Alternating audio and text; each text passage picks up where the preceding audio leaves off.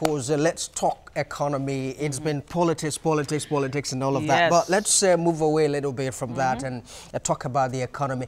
Well, the Central Bank of Nigeria recently announced the execution of a 2.5 billion bilateral currency swap agreement with the People's Bank of China. Yes, indeed. And the $2.5 billion transaction is to provide adequate currency liquidity to Nigerian and Chinese industrialists in search of third currencies. In simple terms, the deal would provide Nigeria or the Naira liquidity to Chinese businesses, as well as provide Yuan liquidity to their Nigerian counterparts in return to improve the speed, convenience and volume of transactions between both countries. Well, in recent times, Nigeria's trade volume with China has grown significantly and currently stands at about $5.8 billion. But some economists and industrialists are worried that the deal might favor Chinese businesses in Nigeria than local entrepreneurs due to the fact that, unlike China, Nigeria is not a producing nation. Absolutely. Well, joining us to discuss this is the Director General of the Lagos Chamber of Commerce and Industry, Muda Yusuf. Good morning. Thanks for joining us. Always good to see you. Pleasure. Okay, so do you share the same concerns that people have that, look, this is hardly a deal or transaction between two equals? China, with an economy of, a population of what, nine? Okay, let's just leave it. Well, clearly, yes, in terms of the status and size of the economy, yes, we are not equals at all. I mean, we are talking of an economy that is, I mean, we are just about maybe 500 billion US dollars thereabouts. The Chinese economy is well over, we are talking of trillions of dollars. Trillions, yes. In terms of the size of the Chinese economy.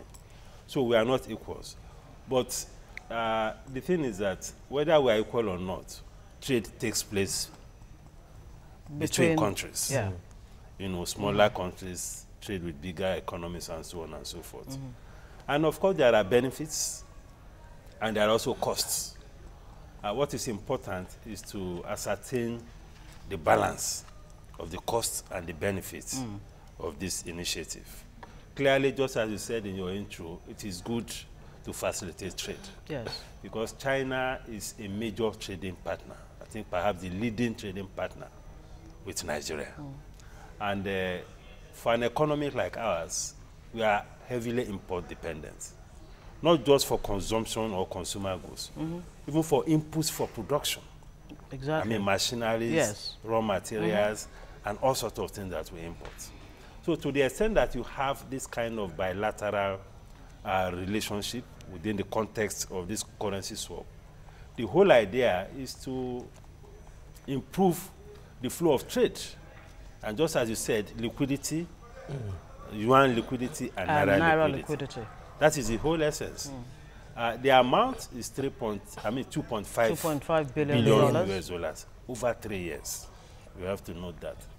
So I think it's a good thing on the whole. Okay. But whether it will make any significant impact is a different matter.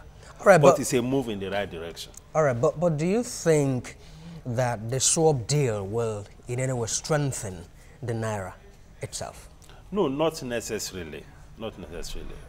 I think the big value it will bring is the impact on the flow of trade and the effect it will have on not having to use another intermediary currency, as it were, before we consummate trade.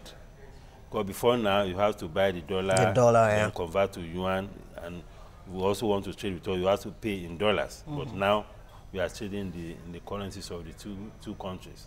So but in terms of the effect on whether it will strengthen the Naira or even the Nigerian economy, yes, it's not likely to be so significant. Because first, we are talking about $2.5 billion US dollars over 3 years. Annually, I mean, the trade volume last year was over $13 billion US dollars. Yeah, so because I was going to ask, I was a bit confused when I read, 5 billion. Yes, I think it's about 14. That. What I read is 14 and above at the moment, yes. significantly rising. It's close to 14 billion US dollars. Yes. And if you have that in 1 year, if you extrapolate that maybe for the next 3 years, we are talking of close to 40 billion US dollars. We are talking of a currency swap of 2.5 billion US dollars.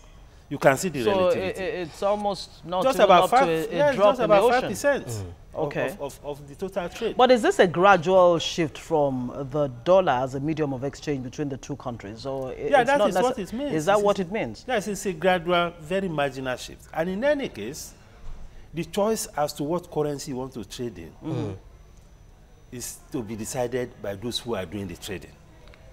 Okay, the businessmen themselves. The business people themselves. Yes. So it's no longer going to be a case of, if I don't see dollar, then it becomes difficult for me to do my business. Yes, it's a choice. Yes. It's a voluntary, you have a choice as with your trading partner.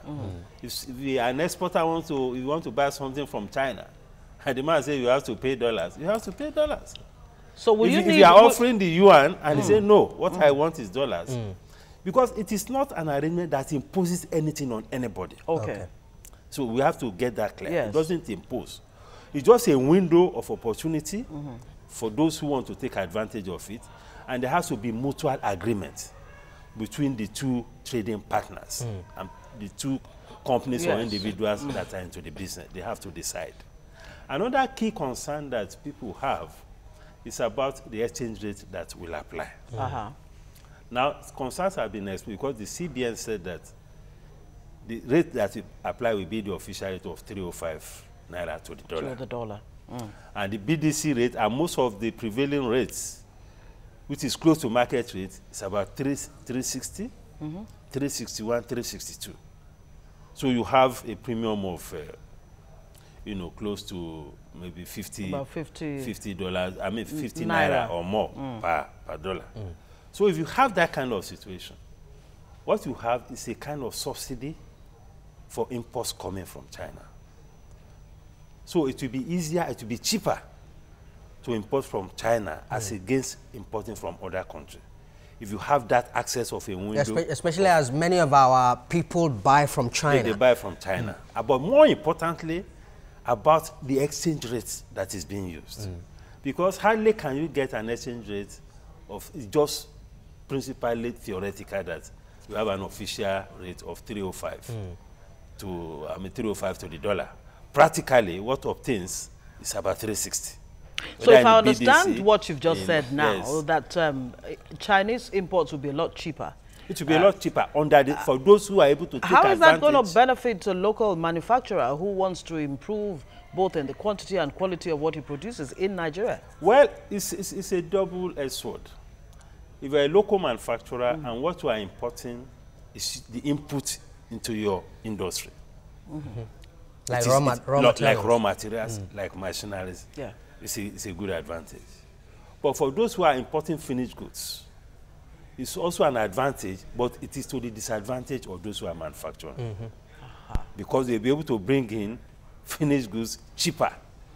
And that will create competitiveness problem for the local manufacturers. Yeah. So it depends on who is in the business, and it depends on what you are trading in and what you are bringing in. All right, but generally, it gives some advantage in terms of trading with China vis-a-vis other countries. All right, can we take a look at the risk management? I mean, from the risk management perspective, this no doubt will reduce exposure of our foreign reserves to risk of single currency, isn't it? Yes, it may. But again, just as I said, it's a question of the materiality of the whole thing. We are talking of a currency swap of 2.5 billion US dollars. We are talking of a volume of trade annually of about 14 billion US dollars. So the materiality of it is what will determine the amount of effect it will have either on the currency or on foreign reserves. I don't see it having so much or any significant impact on reserves. For one thing, first, the oil sector transaction, particularly the sale of crude oil, is not captured within the framework of this deal. Okay. So it's out of it. Okay. So what happens is the other trading things that happen. And for a typical exporter from Nigeria, if you want to export to China, and they are telling you that because of the currency swap, Chinese will give you Naira, I don't think many exporters will want to take that. You want your dollar. So that, of course, creates issues on the export side. And it's even worse because the exchange rate is 305. Yes. No exporter wants to export at that kind of that exchange rate. rate because you are penalizing yourself. Because normally, if you export in dollars, you get your dollars at 360, 361. So if you are now doing the currency swap and you are now exporting at 305, it's to your disadvantage. So what so are the not many exporters will want to opt for this deal. And also from those who are exporting from China. If you want to export from China and they feel that, well, what I prefer is the dollar. I don't want you to give me the yuan. And again, because of all this trade war now between U.S. and China, and Europe, it's already affecting their currency. Their currency is getting weaker. So for any deal they want to do, they will prefer naturally that you do the deal in dollars. Because the trade war is affecting their currency already. Okay, so what are the fine points or details that government needs to look at, or the CBN for that matter, you know, to ensure that this is not to the advantage of the Nigerian businessman or woman for that matter, or the economy as, you know, in general? Well, I think, first of all, we must appreciate the fact that it is something that has been put in place to facilitate trade between the two countries, which is positive. But we need to worry first about the effect on exporters. For those who want to export, it penalizes exports. We also need to worry about the fact that because the exchange rate under the currency swap is 305, it also could penalize the domestic producer because it makes it cheaper to import from China. Yes, I do get that point. But what I'm trying to drive at is what exactly can government do now to ensure that the you know, Nigerian business does not suffer? Well, I think what is important in all of this, first is to ensure that there is no discriminatory exchange rate. Okay. That's because you need to have a level playing field. Even diplomatically, it's also not a good thing. That you have a particular exchange rate for a particular country, then you have a different exchange rate for another country. So if you have a uniform exchange rate that is applicable to all countries, I think that would be great. I think that the exchange rate issue, I think, is perhaps the most significant issue that we need to worry about. There have been arguments that China deliberately weakens the yuan to give them undue advantage over countries that have stronger currency. Do you also buy that argument? Well, it's an economic management strategy. Decision. Because if you are pursuing an export-oriented policy as an economy, you cannot do that if you have a strong currency. True. So it's an international, it's an export, it's a development strategy.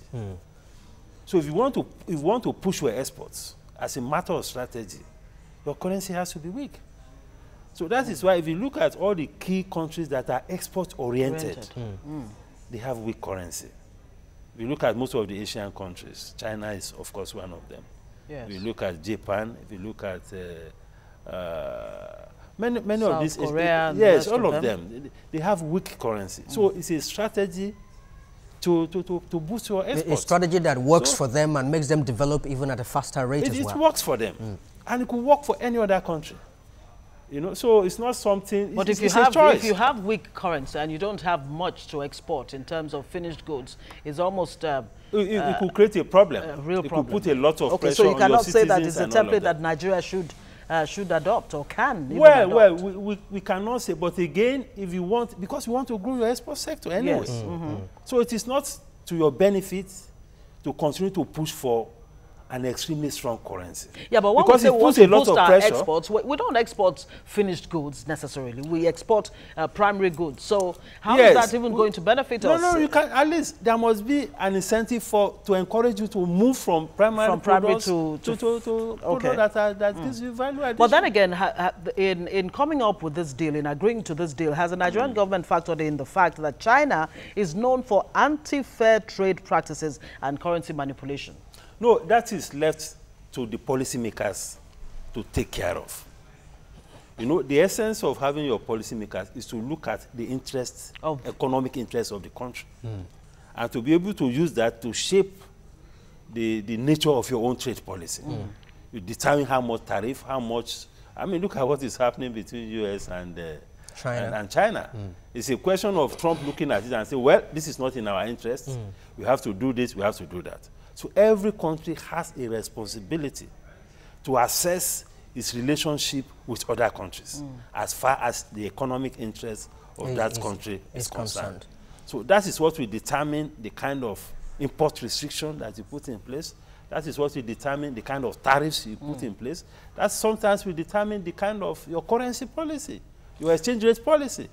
You know, so these are the things that determine. So it is for those who are in government, those who are managing our policies, to be able to identify what our interest is and what is in the best interest of the economy. All right, with the trade balance at the moment between Nigeria and China standing at 14 billion naira and you know, still growing, will the yuan supply gap in Nigeria not imply an upward push rate, you know, of the yuan, thereby bringing us back again to square one? No, not necessarily. Not necessarily. The only benefit or the only effect it will have is that it will make it easier to trade. Outside the issue of the exchange rate preferential treatment that we have under this present arrangement. Outside of that, it will not necessarily have any fundamental effect.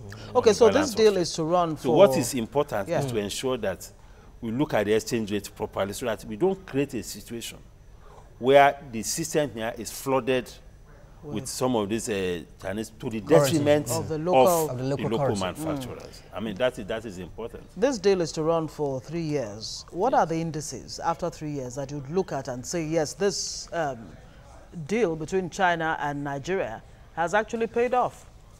Well, we look at the effects on the economic performance. We look at the effects on our manufacturing sector. We look at the effects on the welfare of the people. We look at the effect also on our balance of trade between Nigeria and China. And we assess this regularly to know whether it's something that has brought any significant value. You know, but for me, $2.5 billion US deal in an economy that is doing a 14 billion annual trade deal with China is not something that is so material. Okay, so there is a sense in which, you know, going forward, it could be increased. Of course, it could be increased depending on how things span out, depending on the macroeconomic situation, depending on the situation with our reserves, and it's something that can improve. Because, I mean, just as you said, China is a major trading partner, and we can, from time to time, adjust our policies, our trade policies, our monetary policies, our exchange rate policies, to make sure that we properly protect the interests of Nigerians and the interests of those who are investors in Nigeria. Because, by and large, it is those who are investing in Nigeria that create the jobs for Nigerians. And we have to take that into account. And we also need to see what we can do to also improve the domestic capacity of our country to also be part of the trade. Because for you to get value from international trade, you must be competitive. Indeed. Competitive in price, competitive in quality. Nigerians can do it, but the environment has to be there to make that happen. So that is very key. And we've heard that some projects that will benefit from this currency swap include $1 billion Abuja-Ibadan-Lagos Greenfield Expressway, 300 megawatt solar plant in Shiroro, etc., housing, rail, gas facilities, and all that. And how enthusiastic are you, should Nigerians be, especially business persons and entrepreneurs that do business frequently with China? I mean, within 3 years, are we saying that these areas that we expect to benefit from this currency swap deal will actually see it in 3 years? It will, because first, the beauty of that is that it's focusing on infrastructure. You know, you are talking about rail, you are talking about roads, and there's this Belt and Road Initiative in China, which is being opened up to ensure that China also supports some countries, you know, to facilitate their infrastructure development. So to the extent that all these interventions are in the area of infrastructure, I think it is good for the economy. Because if you have a developed rail system, for instance, it will bring a lot of value across virtually all sectors. Agricultural sector, mining sector, even our petroleum products that are now moving on road and all these tanker problems. You know, a lot of value will be brought. So it will help to also scale up productivity in the economy.